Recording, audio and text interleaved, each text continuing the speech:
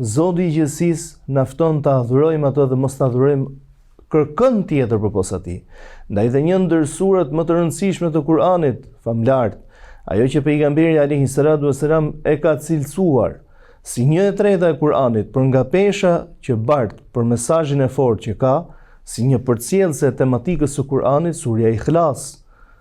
Pra Zoti na drejtohet kul huwallahu ahad, thuaj Allahu është një. Ai është i cili nuk ka fillim, nuk ka mbarim, nuk është i krijuar, nuk është i lindur. Zoti do të thonë nuk ka asgjë të pamundur. Nuk është i lindur prej kujt, nuk ka lindur askënd. Jeta e tij nuk i përngjan jetës tonë njerëzore. Jeta jonë gjithçka është e krijuar, ndërsa Allahu subhanahu wa taala është krijues dhe nuk është i krijuar dhe nuk i përngjet asgjë atij. Edhe kur flasim për cilësitë të cilat ja dedikon Allahu vetes, nuk i krahasojmë me cilësitë tona apo me ato që ka mendja njerëzore ose logjika njerëzore. Ndaj ne besojmë Allahun subhanahu wa taala me kriteret të cilat i ka kërkuar prej nesh dhe e tham dhe pak më parë në formë të përgjithshme të padetajuar. Pra çfarë do thot pjesa e padetajuar? E padetajuar do të thotë që jo me do e mos je i detyruar ta detajosh çdo besim tëndin.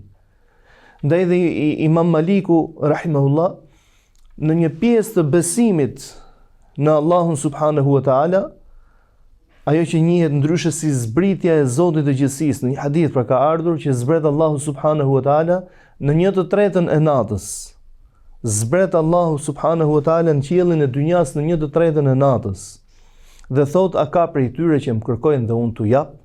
A ka prej tyre që më kërkojnë falje dhe unë t'i fal?